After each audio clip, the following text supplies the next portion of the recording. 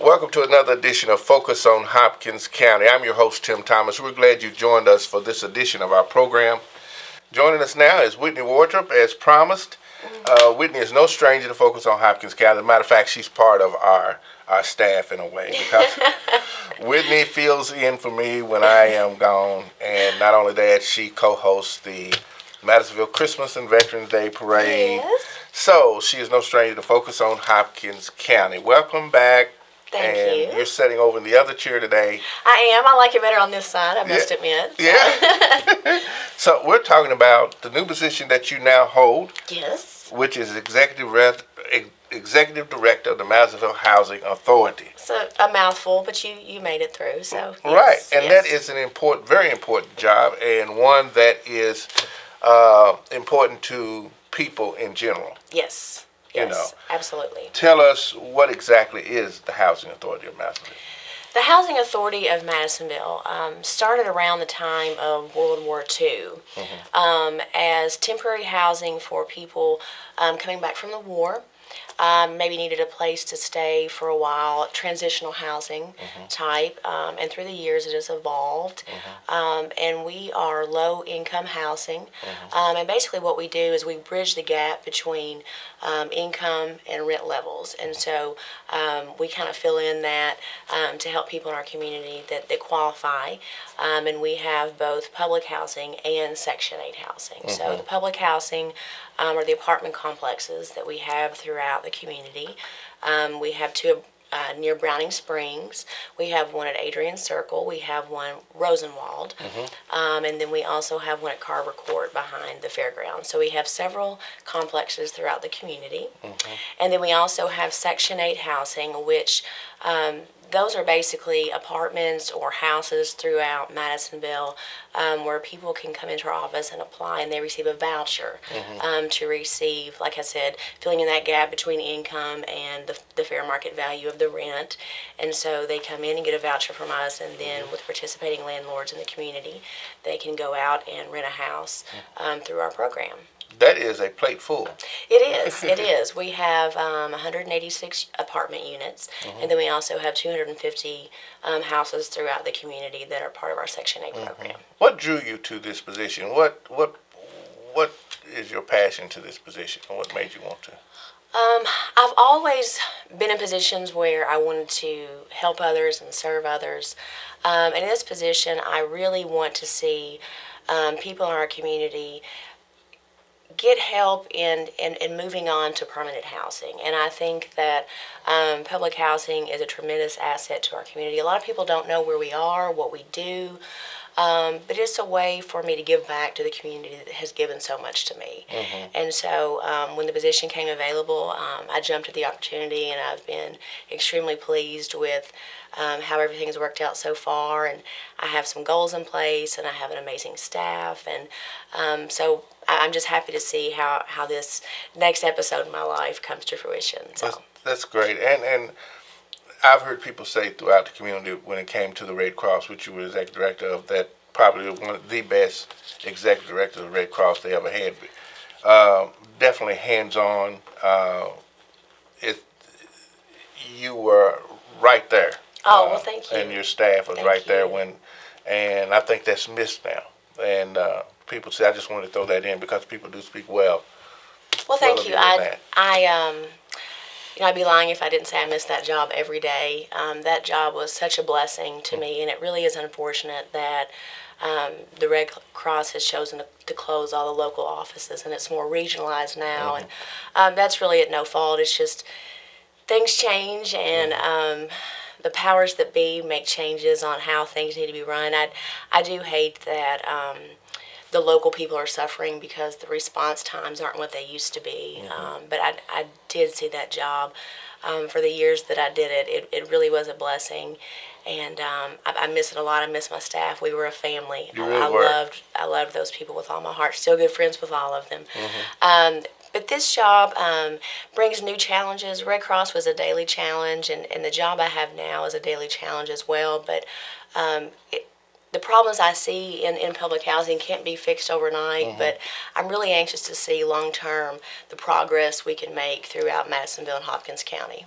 How does one apply for public housing?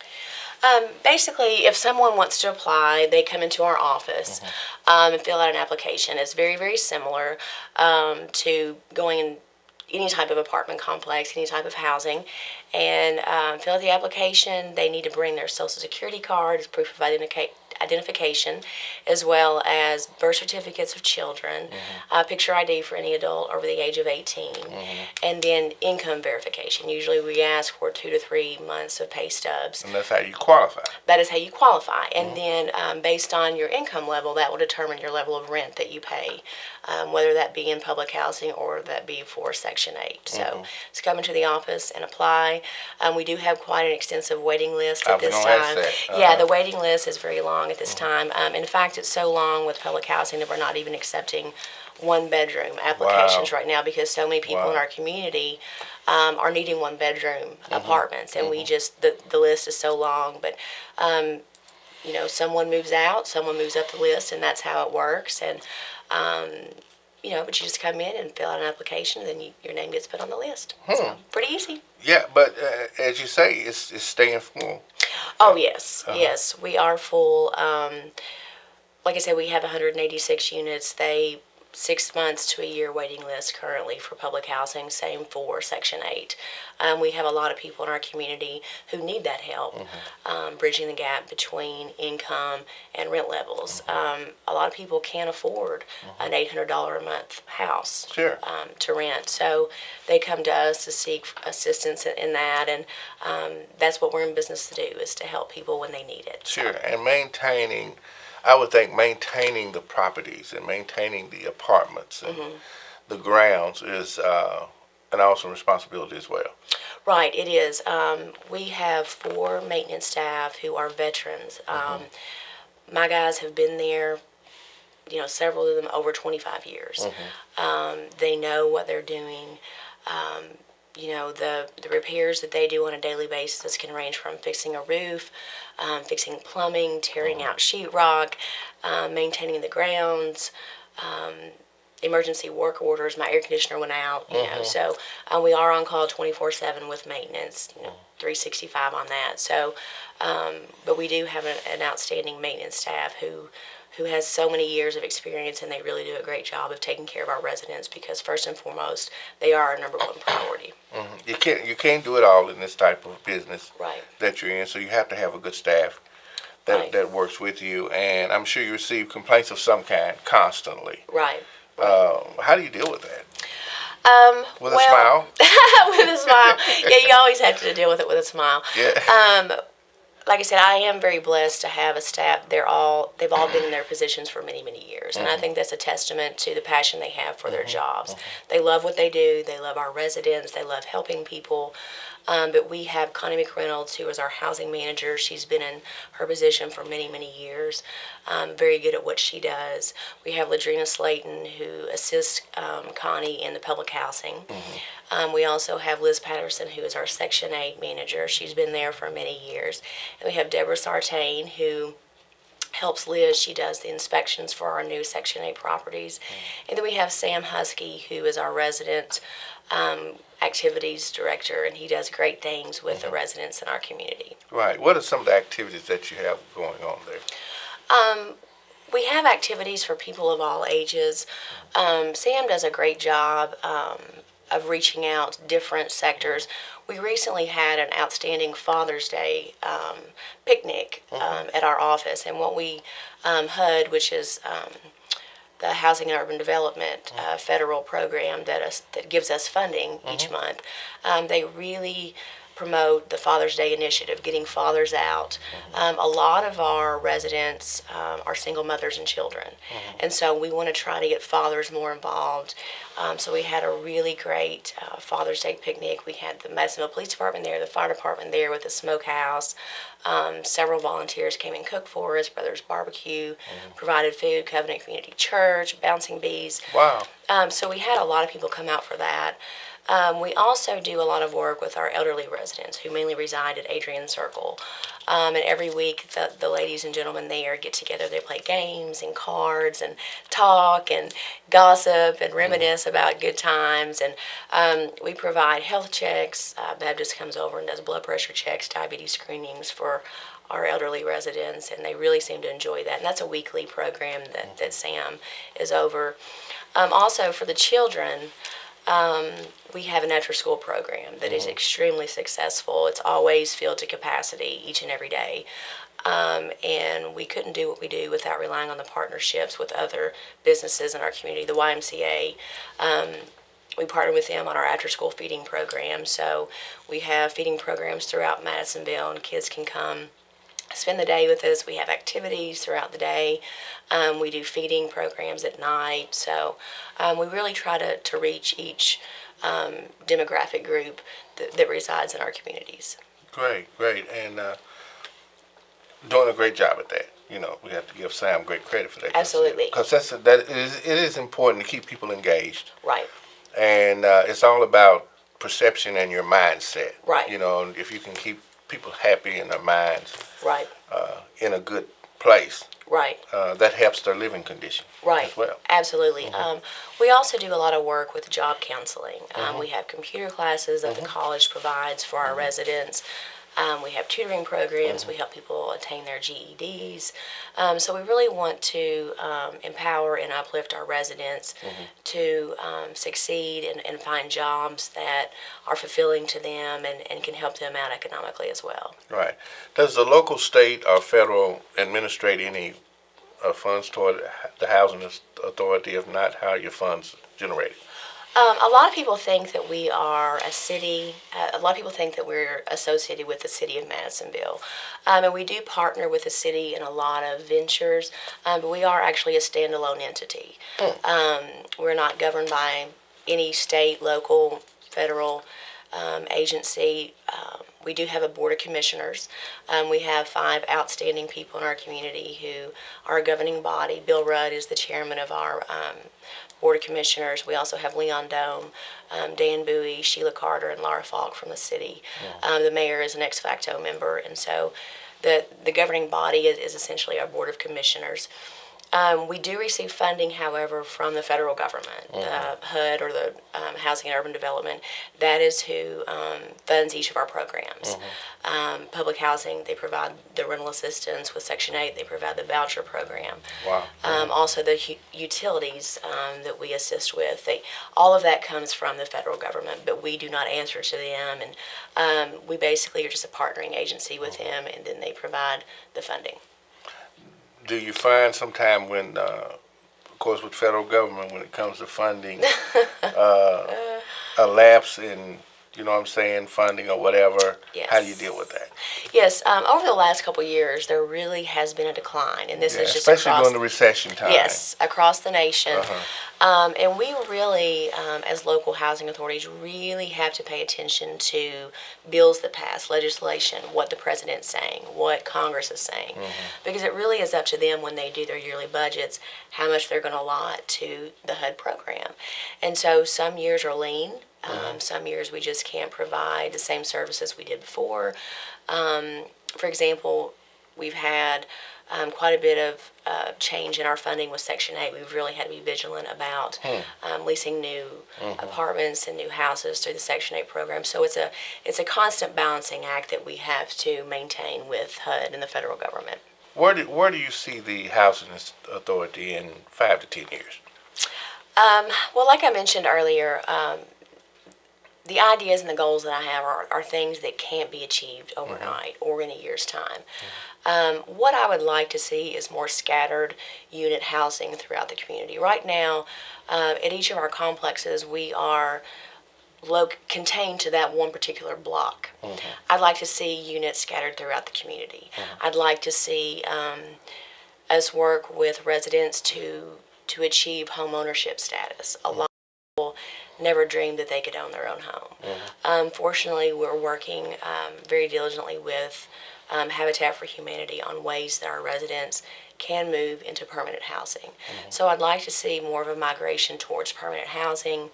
having individual standalone sites throughout the community, so that we can have public housing units in every section of town, so that we're not just contained to one block. Sometimes there's a stigma attached to that, Sure, sure. and the more we can integrate our public housing units throughout the community, I think the more success we will have. That's really great. And 5 to 10 years down the road is not very long. It's not. No, it's When you really think not. about it. It's really not. It's something to think about every day. I try to write down my ideas and my goals and ways, a business plan, if you will, and ways to achieve those goals. And you have to have a buy-in from your staff. You have to have a buy-in from your residents. And it's all in how you project these ideas. If you get excited, other people will get excited too.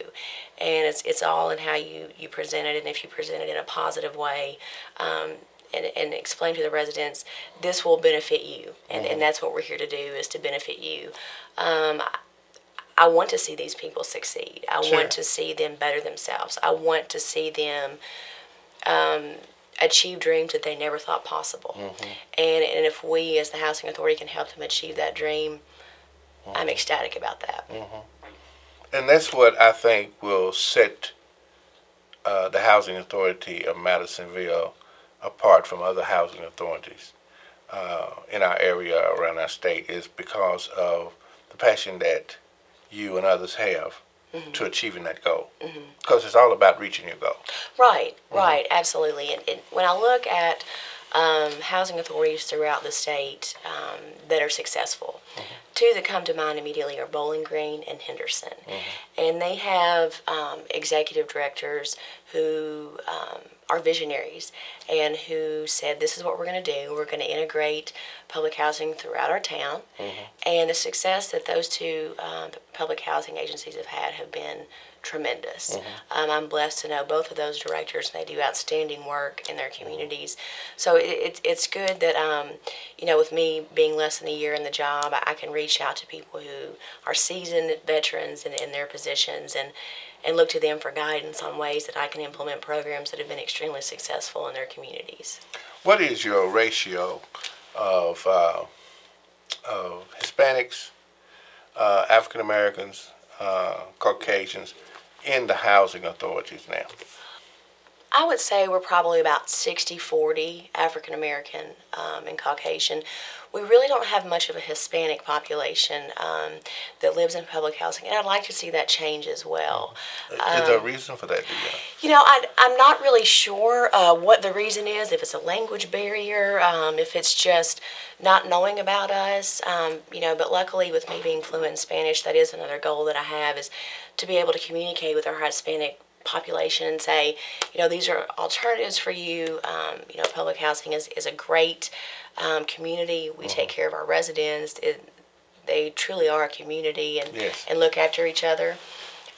So we're basically comprised of African American and Caucasians, Wow. with very little, Asian, Hispanic, really no other minority, just African American and Caucasian. Gotcha. Maybe I just missed it, but I didn't know that you were fluent in Spanish. One of my undergraduate degrees is in Spanish. Wow. And yeah, so Wow. so What can you say in Spanish for us? Say. me gusta el trabajo Public Housing Authority of Madisonville. That means I love my job at the Housing Authority. So. Wow. Okay. Yeah. I just want to hear you. I did not know that. You didn't? No. Well, now you do. That's right. That's right. So when we have Hispanic guests on, which we will, Sure. Sure. that'll be your thing. There you go. Yeah. I'm coming in guest host on those days. Most certainly. Yeah. Absolutely. That'll work. Yeah.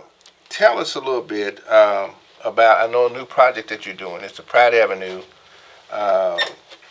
Neighborhood Watch. Yes. And before we talk about that, let's mention that you do sit on the Hopkins County Crime Stoppers Board of Directors. Been on there for some time, and you represent, as far as public relations for Hopkins County Crime Stoppers. Talk a little bit about how good the Crime Stoppers program is going. The leaps and bounds we've made in the last couple of years really are amazing. Gary who's behind the camera currently. He and I have worked together a lot to really improve our Facebook page. Our website is outstanding. But I manage the Facebook page, and every week it's just amazing to see. You have 1,500 views this week, or it's just amazing how we are impacting people, not only in Hopkins County but around the world. And just because someone's most wanted in Hopkins County, they could be living somewhere else. Sure. And with the availability that we have now with Facebook and our Facebook and our webpage, people can see us everywhere and report tips to us all the time. Lieutenant Poe does a great job of our weekly top 10 most wanted. That's been an extremely successful program. The success we've had in the schools really is amazing. Kids, I think, a lot of times are really reluctant to report activity. They don't want to seem like they're ratting on their friends, but what we've really tried to do is stress the anonymity of this program. We don't care what your name is. We just want you to report what is going on. And so the program really is an outstanding program. I know as our president, our fearless leader, for many, many years, you believe wholeheartedly in what we do, and I appreciate you for that.